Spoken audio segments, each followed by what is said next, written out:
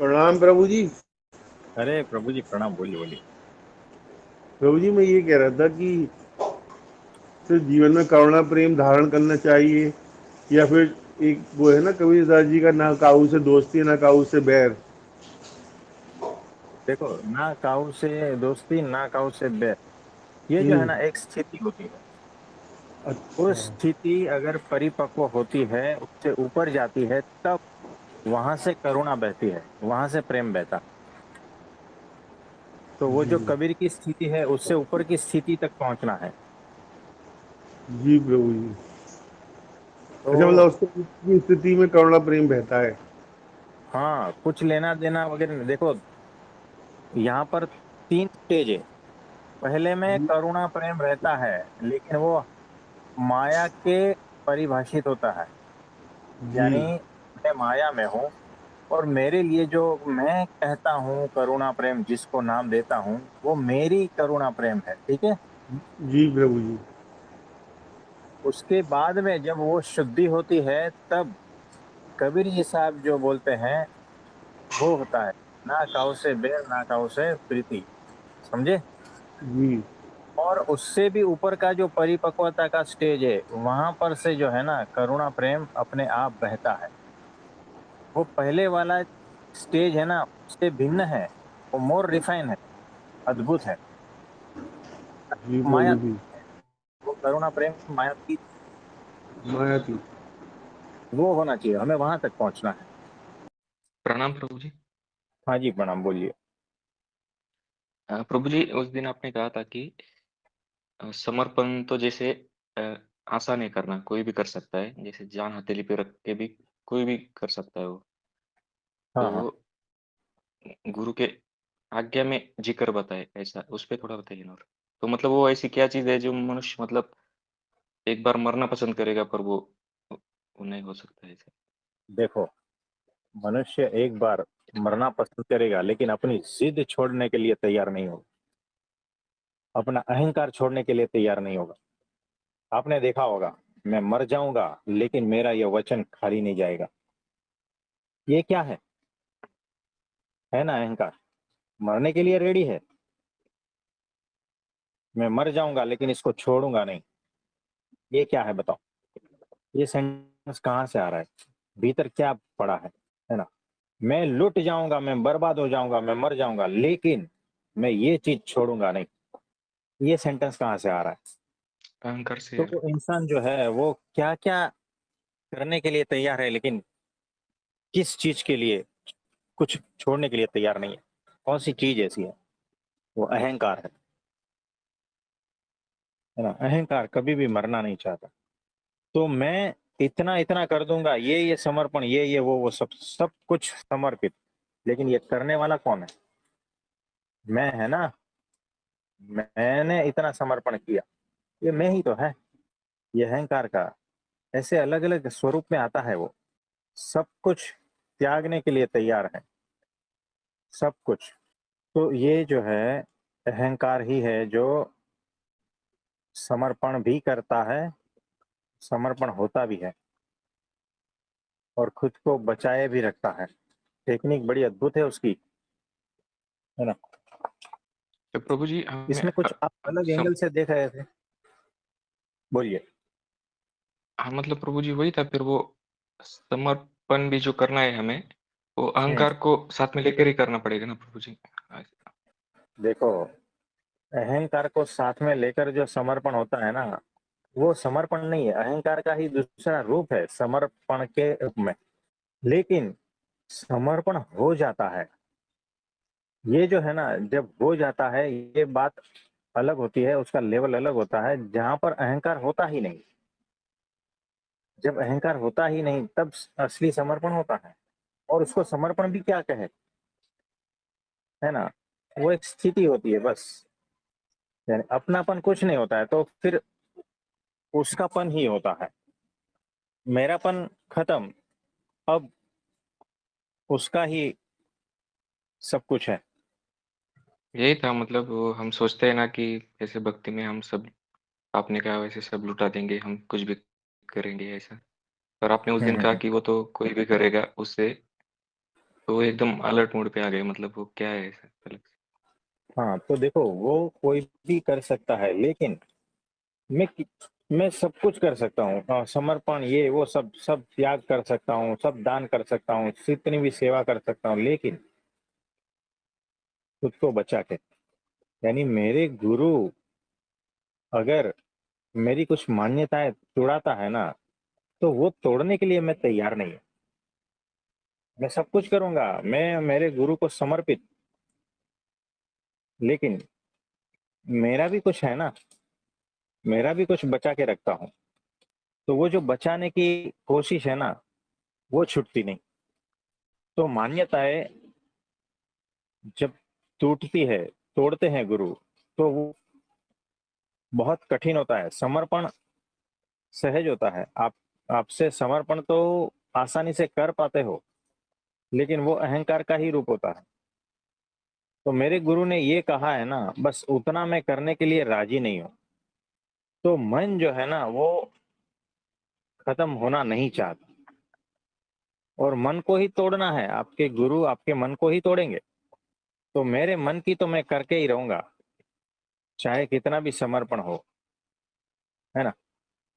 तो वो आसान नहीं है। मन को मरोड़ना, मन को समर्पित करना, अहंकार को समर्पित करना, ये आसान नहीं है। मेरा सब कुछ समर्पित है, ये बोलना आसान है। मर जाऊँगा लेकिन मैं बचा रहूँगा, है ना? मरने के लिए तैयार है, खुद को खोने के लिए तैयार नहीं है। आप समझे? जी प्रभु जी। तो ऐसा है। तो प्रभु जी, हमें इसमें कैसा पता चलेगा कि हम जो कर रहे हैं अभी, जैसे हम बहुत सारे नियम धर्मों में रह रहे हैं, बहुत सारी चीज़ें टाल रहे हैं, छोड़ रहे हैं। हाँ, तो हाँ। ये ये खुद को पता चलेगा कि कहाँ-कहाँ मैं कपट कर रहा हूँ। भीतर पता चलता रहेगा कि इतनी चीज़ है ना, इसमें मैं कपट करता हूँ, इतनी चीज़ आसानी से होती है। भीतर पता चल ही जाता है ना? इतनी आज्ञा का पालन मैं सहज रूप से कर पा रहा हूँ और इतनी आज्ञा का पालन के लिए मुझे कपट करना पड़ता है। मेरे मन को दलील पेश करनी पड़ती है, कुछ समझाना पड़ता है, ये सब कुछ करना पड़ता है ना? ताकि कुछ और रास्ता निकल जाए और मन बचा रहे, ऐसा है। तो प्रभु जी, इसमें जब हम वो करते हैं पूरा 100% भी करते हैं, तब भी वो हुँ, थोड़ा बाकी रहता है अहंकार का ऐसा। जैसे हमने अभी देखिए सब आपने कहा है लहसुन, प्याज़ वगैरह बाकी जितने भी आज्ञा है हम सब पालते हैं पूरा। तो वो फिर भी जब आता है कि हाँ, हो गया, हम तो कर रहे हैं, तो ये भी अहंकार हाँ, नहीं आता क्या? आपको लगता है 100% आपने किया, ठीक है? आपके ज्ञान में आपके भीतर तक वैसा ही है। जी, लेकिन अभी भी जो है ना, होश उतना नहीं है और होश को बढ़ाएँगे ना तो पता चलेगा कि अभी भी बहुत बाकी है। बहुत कोना भीतर अंधेरा पड़ा है ना? तो जैसे-जैसे होश बढ़ेगा ना वैसे-वैसे पता भी चलता जाएगा कि अरे! ये जो किया था ना वो इतना पर्याप्त नहीं था। अभी भी अहंकार भीतर है। तो जैसे-जैसे होश बढ़ेगा अहंकार भी छुपा जहाँ पर है वहाँ दिखता जाएगा। फिर एक समय ऐसा आएगा कि पूर्ण होश में अहंकार बचेगा ही नहीं। तो भगत जी महाराज जो है ऐसे थे। जैसे-जैसे गुणातीतानंद स्वामी कहते गए वैसे-वैसे करते गए। अपनापन कुछ बचाया ही नहीं, है ना? ये बात है। प्रभु जी, ये तो फिर वो ये आपकी कृपा से ही होगा फिर, क्योंकि अभी हमारा तो समझ कोशिश देखो जहाँ तक जाता है। प्रयत्न प्रयत्न, कोशिश, प्रार्थना इससे धीरे-धीरे वो स्थिति आएगी, होशपूर्वक स्थिति बढ़ती जाएगी और कृपा होती जाएगी बस। लगे रहना है, लगे रहना, ठीक है? जी, प्रभु जी, क्योंकि अभी हमें थोड़ा-सा इसमें भी जैसे आपने कहा ना कि वो सूक्ष्म में बचा ही रहेगा, तो मतलब वो हाँ, हमारी कोशिश करने पर भी वो हमारे प्रज्ञा के वो दायरे में ही नहीं आता कि हाँ, ये दिखे ऐसा। ये तो हाँ, इसलिए वो वो प्रभु जी आपके इस वो आपकी अंतिम कृपा जो से है हो ना गया। पायदान सब वो गुरु हाथ पकड़ के खींच लेंगे, है ना? जब तक अपने से होता है तब तक तो आप जारी ही रखना है, फिर बाकी का काम वो ही कर देंगे, हाँ और जी। प्रभु जी ये बात उस दिन आपने वो उस भक्त के इसमें कहा था वो कॉन्टेक्स्ट में कि को कौन-सा भक्त चाहिए, गुरु को कौन-सा भक्त का वो ये रहता है तलाश में। तो ये आया था कि सभी को लगता है कि हम तो जान भी दे सकते हैं, ऐसा भी कर सकते हैं, पर वो आपने कुछ बोला था कि वो चीज़ कुछ और होती है, गर्जिया ऐसा कुछ तो बोला था वर्ड में। तो वो पैरामीटर वो कैसे जाँचेंगे हम कि वो उसमें चल रहे हैं कि नहीं चल रहे फिर? हाँ, वो बता देंगे। गुरु ही जो है ना, धीरे-धीरे बताते रहेंगे। वो धीरे-धीरे समझ में आने लगे। हाँ जी। यही था प्रभु जी। धन्यवाद। तो उमेश भाई बहुत बारीकी से एनालिसिस करते हैं, चीज़ों को समझते हैं। ये उनकी अच्छी बात है। आप सभी को भी जो है ना इस तरह से पिछले प्रवचनों में जो कहा गया है, जो बातें कही गई है, उस पर चिंतन मनन करना है, चीज़ों को बारीकी से समझना है। तब जाके धीरे-धीरे कुछ बात बनेगी, भीतर कुछ विकसित होगा। नहीं तो सुन लिया, बात खत्म हो गई, ऐसा हो जाता है ना? तो सब इसी तरह से एनालिसिस करो, क्योंकि हमने जो कहना था सारा कुछ कह दिया है, बहुत सारा कुछ रिपीट भी हो रहा है।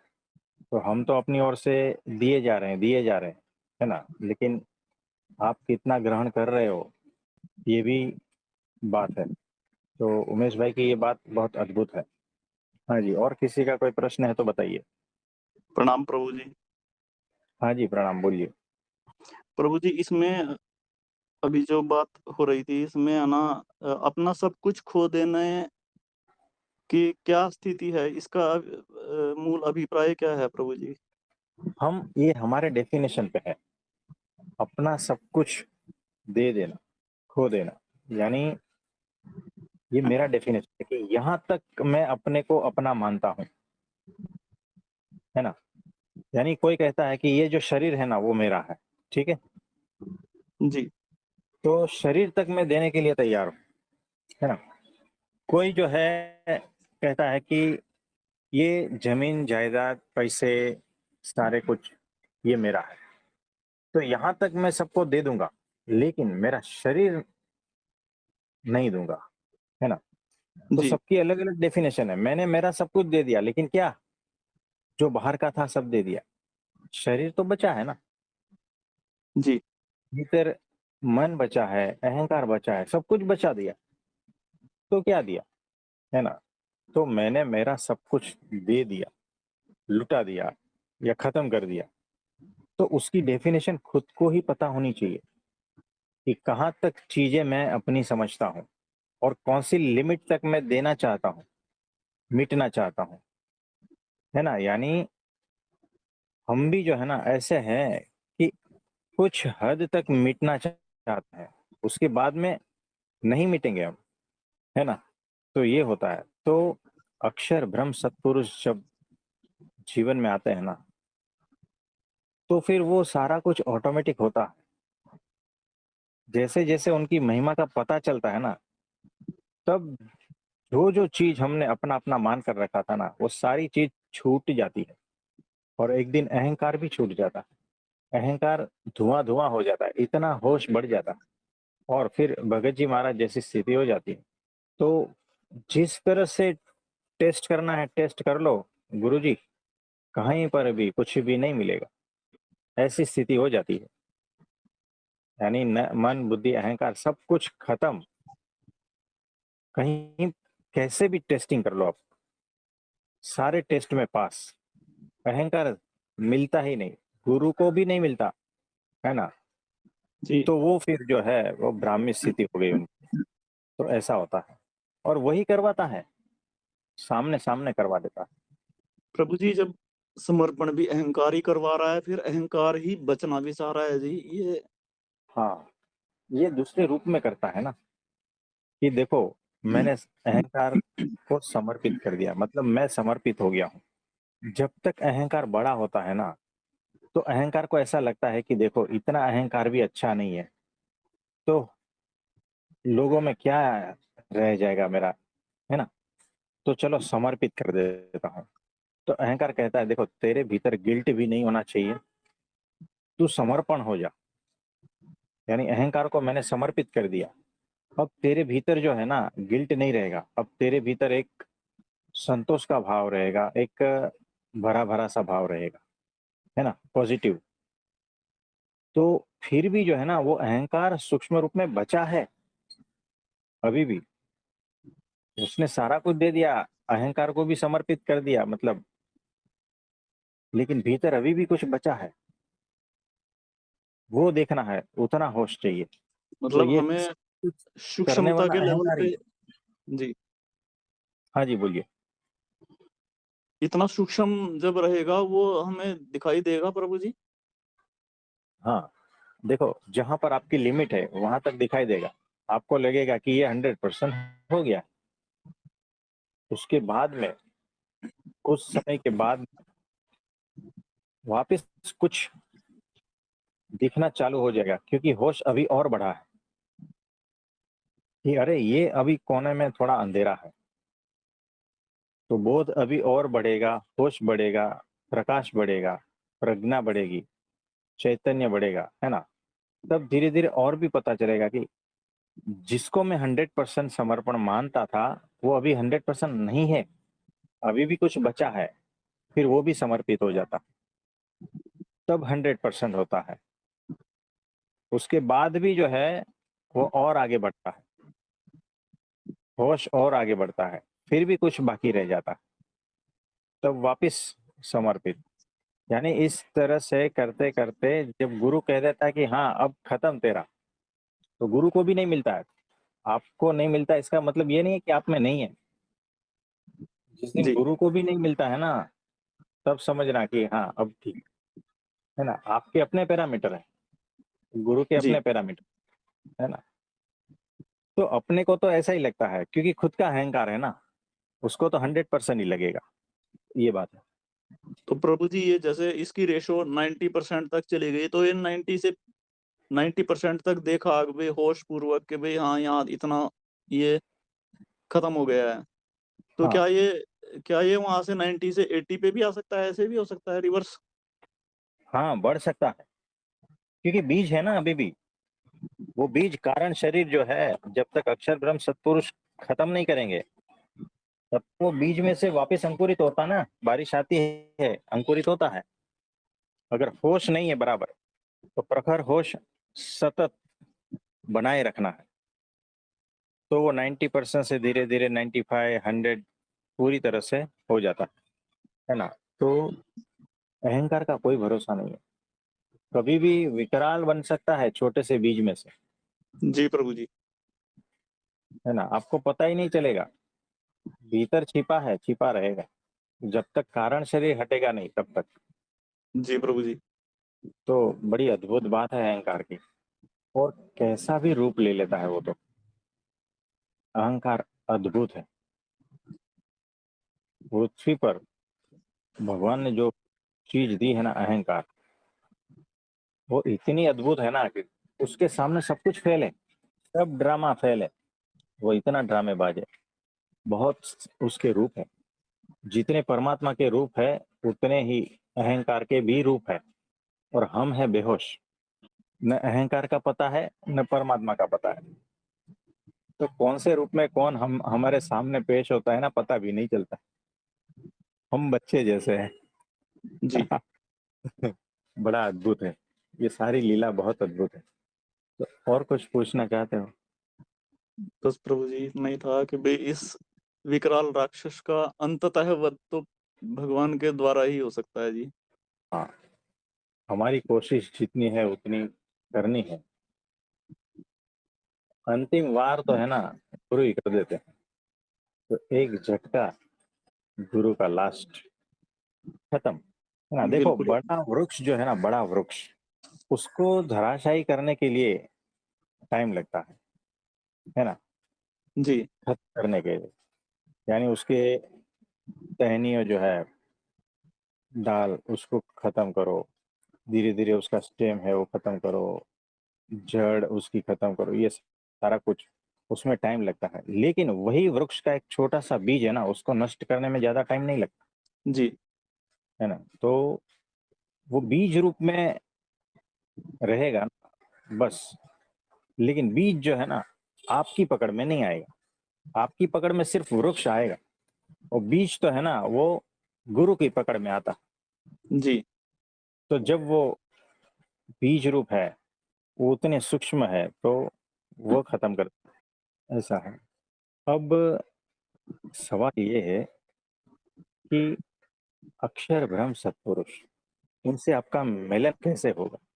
जैसे गुणातीतानंद स्वामी थे, उसके साथ रहते थे भगत जी महाराज 2400 घंटे, तो कैसे सेवा करवाते थे पता है? 10-10 आदमी की सेवा अकेला भगत जी महाराज करते थे।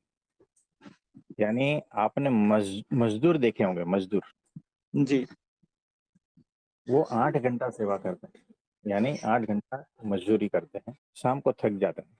यहाँ पर भगत जी महाराज, मतलब मजदूर जो है ना अपने हिसाब से सेवा करते हैं, वो तनतोड़ सेवा को थोड़ी करते हैं, वो आराम आराम से करते हैं, अपने को जी, बचा बचा के करते हैं, है ना? आपने देखा होगा जी प्रभु जी। कि वो पूरे शरीर को निचोड़ कर कभी काम नहीं करते। मजदूर जो है ना जी, पूरे शरीर को निचोड़ के कभी नहीं काम करते। हमने देखा है उसकी जो क्षमता है ना उससे कम जो है ना 25% काम करते हैं। जी प्रभु जी।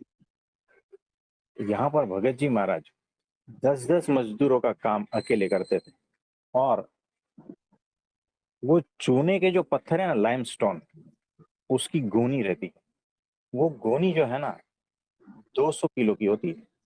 वो 200 किलो 4 या 6 जन, उस जमाने की बात कर रहा हूं मैं, जहां पर लोग एकदम सक्षम थे, है ना? जी, सिटी वाले लोग नहीं थे, गांव वाले लोग थे। तो 4 या 6 जन उठाकर भगत जी के ऊपर लगाते थे, यानी भगत जी महाराज को शरीर के ऊपर फेंकते थे, वो उठा लेते थे। और उतनी क्षमता, यानी 6 लोग उठाते थे, वो अकेले उठाते थे। लेकिन भगत जी महाराज की स्थिति ऐसी थी कि ये जो 6 लोग उठा के द्वेष से मेरे ऊपर डाल रहे हैं, हाँ? प्रेम से नहीं, प्रेम से रखते नहीं है, द्वेष से, द्वेष भाव से कि ये इतना काम कर रहा है और हम नहीं कर पा रहे हैं, ये होता है द्वेष, जी, ईर्ष्या। तो उस भाव में वो लोग उसके शरीर पे फेंकते थे और वो उठा लेते थे। यानी एक जगह से दूसरी जगह पे ले जाना रहता है ना, आपने देखा होगा मजदूरी ऐसे ही करते हैं ना। जी, तो सर पे उठाते थे, कंधे पे उठाते थे, जैसे भी इस तरह से उठाते थे। लेकिन भगत जी महाराज की स्थिति ऐसी थी कि ये जो 6 लोग द्वेष कर रहे हैं जैसे भी, इसमें मेरे गुरु गुणातीतानंद स्वामी ही है, और उसमें रहकर मेरी परीक्षा कर रहे हैं, और टेस्ट पेपर है ये। तो वो अत्यंत आनंदित ही रहते थे, यानी इतना कष्ट शरीर को होता है, आनंद में रहते हैं वो अकेले। आपने चूने की भट्टी देखी होगी, जी, जिसमें लकड़ी डालते हैं, जी गोबर प्रभु जी। डालते हैं, स्टोन डालते हैं, लाइमस्टोन डालते हैं, और ऊपर से आग जी, लगाते हैं, और पूरा जो जी, है ना 1 2 3 दिन तक ये पकता रहता है। उसके बाद में फिर उसमें से वो चूना बन जाता है। जी, ये भट्टी भगत जी महाराज का वो कार्य करते, क्योंकि वो मंदिर बनाने का रहता है ना, उसमें ये सारा कुछ हाँ जी, रहता। प्रयोग होता है। जी, तो मजदूर भी कर सकते थे, लेकिन गुणातीतानंद स्वामी कहते ये मेरा शिष्य है ना, ये करेगा, है ना? यानी वो मजदूरी का भी काम करते थे। तो इस तरह से 2 साल तक 22-22 घंटा तन तोड़ सेवा, 22 घंटा शारीरिक तकलीफ में रहकर ये करना है, ठीक है? जी, तो गुणातीतानंद स्वामी कहते हैं उनके गुरु कि देख, शरीर का तो तेरा ठीक है, अब इसको कमजोर करना है शरीर को। यानी तू एक काम कर, एक दिन खाना खा और एक दिन निर्जला, और ये सारी सेवा चालू रहेगी 22 घंटा। यानी अब देखो, कोई मजदूर जो है ना अगर ज्यादा पैसे देंगे ना तो भी टिकेगा नहीं, जी प्रभु लेकिन जी। केवल गुरु प्रेम, उन्होंने इनकार नहीं किया, उन्होंने ठीक है यानी आप इतनी सेवा करते हो 22 घंटा और आपको वो निर्जला उपवास है, और दूसरे दिन खाना सिर्फ एक ही वक्त, 3 वक्त नहीं, एक ही वक्त खाना। यानी अब जो है ना, शरीर को डबल मार पड़ती है। जितना करना है उतना तो करना ही है, शारीरिक श्रम, और ऊपर से खाना कम, और ऊपर से ये 2 प्रकार की मार हो गई, शरीर के ऊपर, मन जी, के ऊपर, है ना।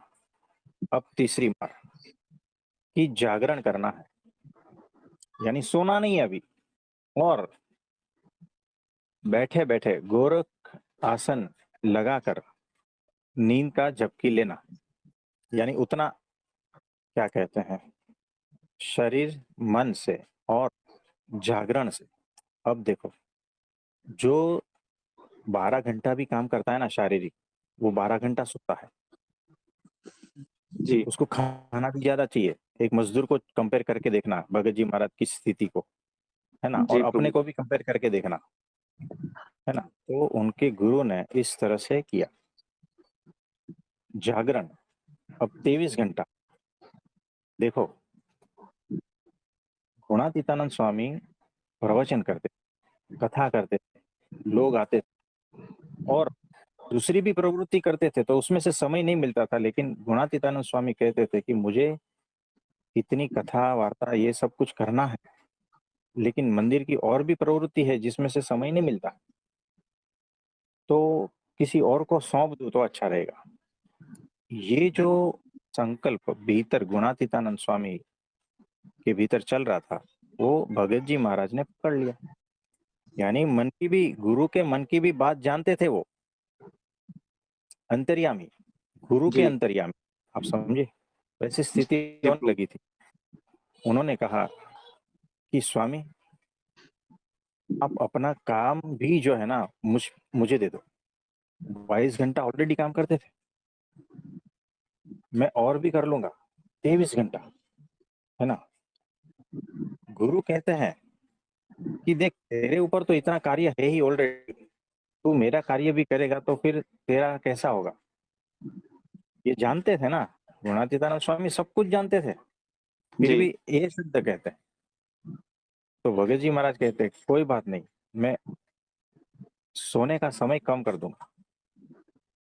यानी शारीरिक श्रम था, दूसरे का भी काम था, 10-10 लोगों का काम अकेले करते थे। खाना खाने भी जो है ना, गुरु ने कहा था तो एक दिन छोड़ के एक दिन एक ही टाइम, और वो एक टाइम में जो है ना, मीठा नहीं, है ना, जिसमें घी तेल या कुछ भी नहीं, एकदम सिंपल, है ना। यानी जी, सिंपल खाना खाओगे अगर कई दिनों तक, तो कमजोरी आएगी, लेकिन जी नहीं, प्रभु। वो अलग ही ताकत थी। इस तरह से उनकी पूरी पूरी कसौटी कर दी, और फिर भी जो है ना, रात को, अब 23 घंटा काम हो गया, रात को जो है, गुणातीतानंद स्वामी जब सोते थे तो उनके पैर दबाते थे। तो अब बताओ, सोने का उनको कहाँ कभी टाइम मिलता था। और वो वहीं पर, जहां उनके गुरु लेटते थे, वहीं पर ही बैठे रहते थे, आप समझ रहे हो। जी प्रभु जी।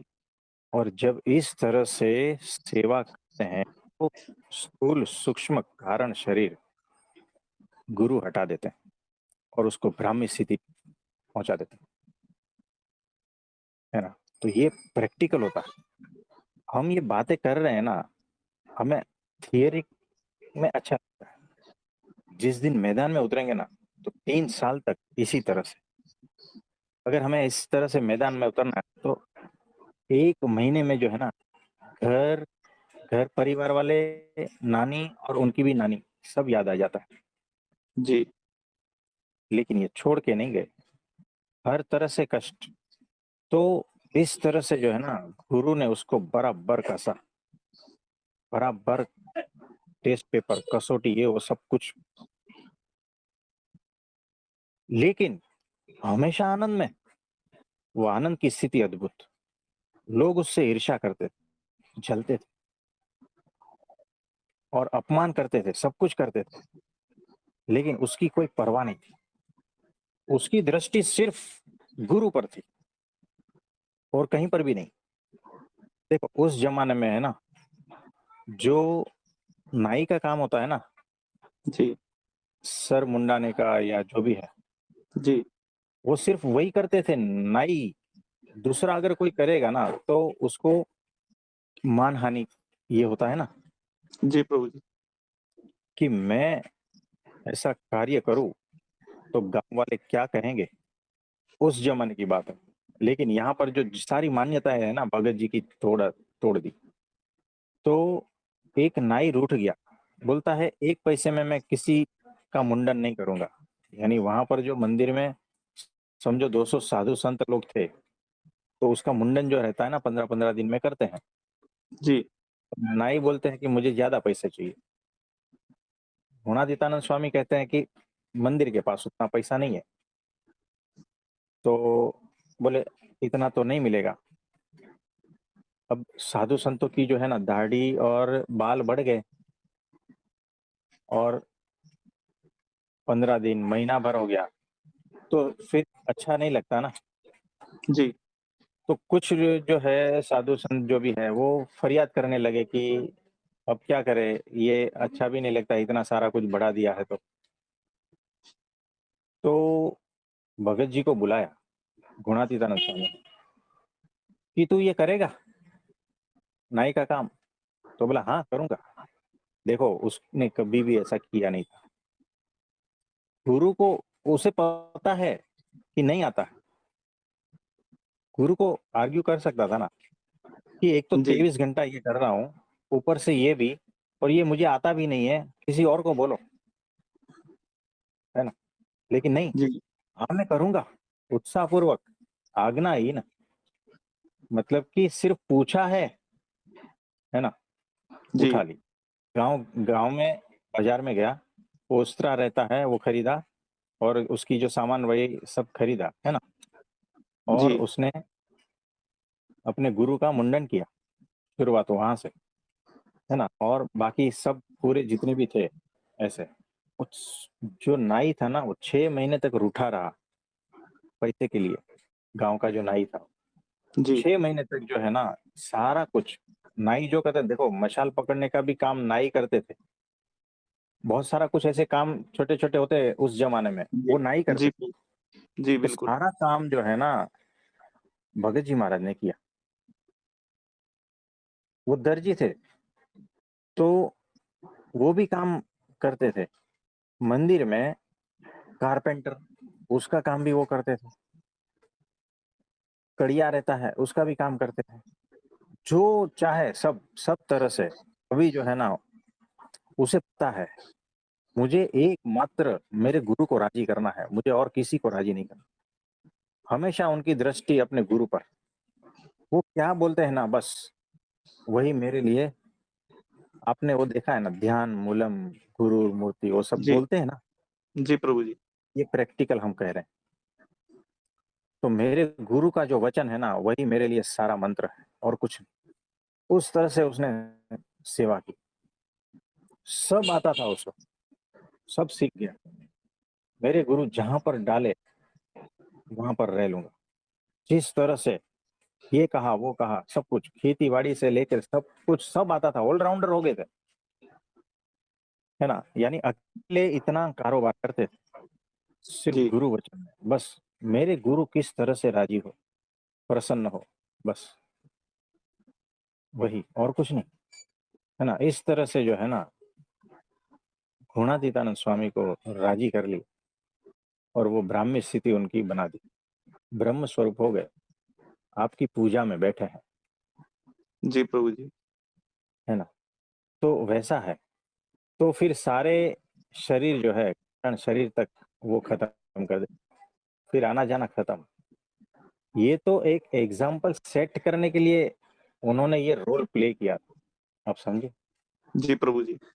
अक्षर ब्रह्म रूप ही है, लेकिन आपके सामने एक साधना कैसे होती है, गुरु वचन में कैसे खुद को झोंक देना है, और किस तरह से गुरु शिष्य का जो रिलेशन है वो कौन से लेवल तक होता है, ये सारा कुछ सिखाने के लिए, आने वाले साधकों को सिखाने के लिए जी, ये सेट किया, ये रोल प्ले किया, तो ऐसे है। और हम कहते हैं कि हम ही समर्पण करते हैं। फिर उनको बैठाया था ध्यान में और कारण शरीर तक खत्म करके पूरी तरह से वो ब्राह्मी स्थिति को उपलब्ध करवा दिया। अब जी, सवाल ये है कि वो कंटिन्यू साथ में रहते थे ना, गुणातीतानंद स्वामी के कंटिन्यू साथ में रहते, यानी जब गुरु सामने रहते हैं, जी, साथ रहते हैं, तो बात हो जाती है। लेकिन मुझे एक बात बताओ, महंत स्वामी जी को अगर आपको मिलना है और साथ में रहना है तो कैसे होगा? ये पॉसिबल ही नहीं है अभी। जी, आप समझे? जी प्रभु जी। तो ये बात है, तो बहुत मुश्किल बात है। अगर महंत स्वामी जी आपको पर्सनल वो स्थिति को उपलब्ध कराए, है ना, पर्सनल साथ में रहे, जैसे भगत जी रहे थे, ऐसा कोई प्रखर शिष्य, है ना, ये बहुत अभी रेयर है। जी प्रभु जी। ये बात है। और कुछ पूछना चाहते हो? बस प्रभु जी आपने विस्तार से बताया कि कैसे कितनी कठिन परीक्षाओं में से गुजर करके वो इस स्थिति तक पहुंचे और हमारे हाँ सब जी। के लिए ये एग्जाम्पल सेट कर दिया है। हम तो उसका 0.001% भी नहीं कर सकते जी जो उन्होंने किया है। हाँ, ये ऐसा ही है। तो थियरी तो सबको पता है। थियरी देखो, किसी को भी बोलेंगे ना तो वो यही बोलेगा कि स्थूल सूक्ष्म कारण शरीर से मैं पर हूँ, मैं आत्मा हूँ और मैं वो हूँ और वो हूँ, है ना। बैठे बैठे जी, बोलने में क्या, वो अनुभूति और कौन से लेवल की अनुभूति और कौन सी चक्की में पीस के आती है ना वो अनुभूति, जी, वो बात अलग होती है। तो नॉलेज सबके पास है, आज किसके पास नॉलेज नहीं है बताओ? सभी ज्ञानी है जी। है ना, सब ज्ञानी, सब, सबको सब कुछ पता है। इसीलिए तो जो है ना, आपने वो क्या कहते हैं, वो स्क्रॉल करते रहते हैं ना, रील्स वगैरह, है ना, उंगली जी, फट फट फट से घूमती है, वैसे गुरु भी घूमते रहते हैं उंगली पे, है ना, जी, क्योंकि कहीं सेटिंग नहीं आता है ना। 4 दिन इस गुरु के पास, 4 दिन उस गुरु के पास, जी, सेटिंग नहीं आता। तो इस तरह से सारा कुछ चलता रहता है। तो उसको तो ऐसा ही लगता है कि जितना मैं जानता हूँ उतना तो वो गुरु भी जानता है, तो हटाओ इसको, है ना। जी, तो उतना तो सब कुछ जानता है, सब कोई जानता है इतना तो, इसीलिए सेटिंग नहीं आता, ये इससे कुछ नहीं होगा। तो मैं समर्पित हूँ, मैं इस अस्तित्व को समर्पित हूँ, ऐसा बोलने में क्या जाता, बताओ? आप इस कमरे में बैठे हो, इस अस्तित्व को मैं समर्पित ही हूँ, यह अस्तित्व जैसा रखना चाहता है वैसा ही मैं रहता हूँ। लेकिन जिस दिन ऐसे गुरु का पाना पड़ गया ना, पल्ले पड़ गए, तो आपका सारा कुछ निकाल के रख देंगे, बिल्कुल सही है जी। है ना। बहुत कठिन बात है ये। सही है प्रभु जी। तो ये जो स्थिति है ना, भगत जी महाराज जिस जिस परिस्थिति से गुजरे हैं ना, वो सारी हमने प्रैक्टिकल की है ना। जी, तो वो स्थिति से हम भी गुजरे हैं, तब जाके हमें जो है ना, भगत जी महाराज कैसे थे ना, वो पता चलता जी प्रभु जी। है ना। यानी कि देखो, आपने इंजेक्शन खाया है, आप किसी को बोलेंगे कि इंजेक्शन में ऐसा ऐसा दर्द होता है, लेकिन उसको पता ही नहीं है, तो वो एक अंदाजा होता है। लेकिन जब उसने भी खाया है इंजेक्शन, तो आपकी स्थिति का उसे अंदाजा हो जाता। जी, बिल्कुल। वैसे ही भगत जी महाराज जो थे, कौन कौन सी परिस्थिति से गुजरे, वो सारा कुछ हमारी अनुभूति में है, प्रैक्टिकल में। जी, तो ये बात है। इसमें और कुछ पूछना चाहते हो? प्रभु जी बस। तो आज के लिए इतना ठीक है। आप ठीक है प्रभु सभी जी। को मेरा नमस्ते, प्रणाम।